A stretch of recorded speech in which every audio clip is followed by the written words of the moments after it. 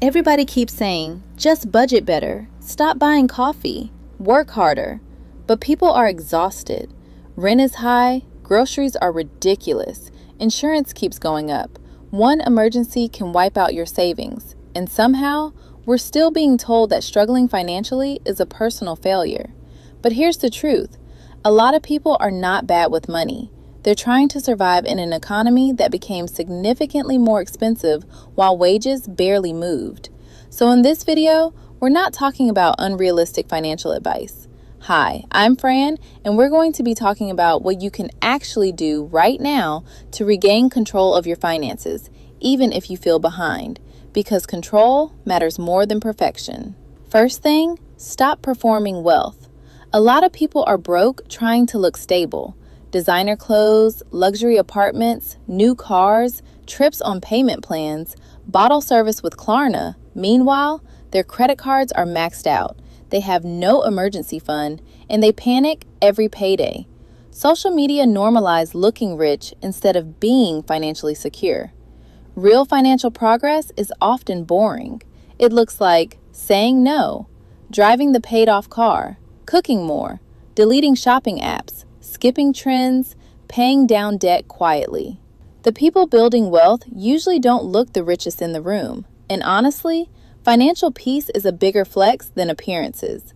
You cannot fix what you refuse to look at. A lot of people avoid checking bank accounts, debt balances, subscriptions, spending habits because it creates anxiety. But avoiding your finances doesn't reduce stress, it delays solutions. So here's step 1. Have a financial reality check. Write down monthly income, all monthly bills, minimum debt payments, subscriptions, average food spending, random impulse spending, everything. Not to shame yourself, to understand your situation clearly, because clarity creates control. You may discover you're spending more than you thought, or maybe you actually don't make enough to sustain your responsibilities. And that distinction matters, because some people don't have a spending problem, they have an income problem. Forget complicated spreadsheets for a second.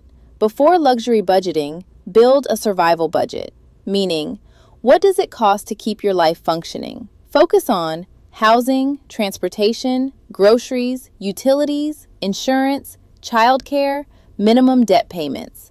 That's your foundation. Everything else comes after. A lot of people fail financially because they're budgeting for fantasy versions of themselves. Be realistic.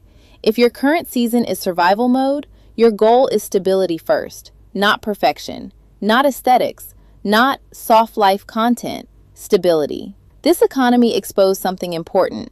You cannot budget your way out of low income forever.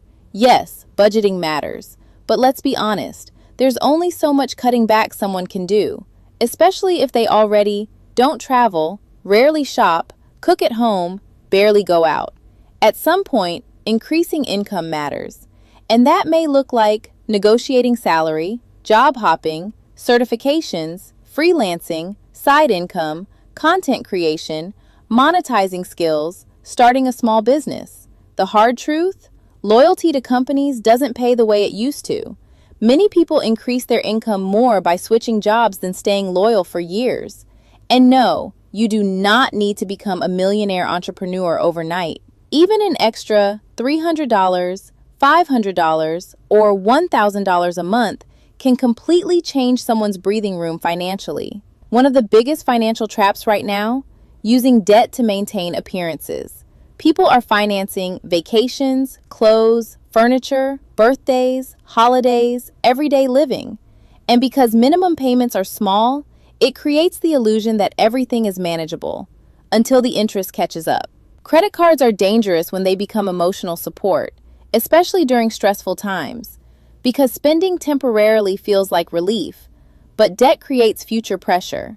If possible, stop adding new debt while paying off old debt, even if progress feels slow, because financial control starts when the bleeding stops. People underestimate how life-changing even a small emergency fund can be, because emergencies aren't rare anymore. It's always something. By layoffs, broken appliances, without savings, every emergency becomes debt. Start smaller than you think. Don't wait until you can save thousands. Start with $500, then $1,000, then 1 month of expenses. Financial confidence grows when life stops completely knocking you over. Something people don't talk about enough? Your environment affects your finances. If everybody around you overspends, you'll feel pressure to keep up. If everyone normalizes debt, you may ignore warning signs. But when you're around people focused on saving, investing, career growth, ownership, financial healing, your mindset changes too. You need people who respect your financial goals, not people who mock them. Because discipline is hard when your environment constantly tempts you to self-destruct financially. If you feel financially overwhelmed right now, you are not alone. This economy is hard on a lot of people, but you do have more power than you think. Not overnight, not instantly, not magically, but step by step, becoming aware, spending intentionally, increasing income, reducing debt, building savings, making better decisions consistently. That's how control is built. And remember, financial freedom doesn't always start with making more money. Sometimes it starts with finally facing your situation honestly and deciding you want better for yourself. Thanks for watching Fran's Finance Facts, where real life meets real money. I'll see you in the next video.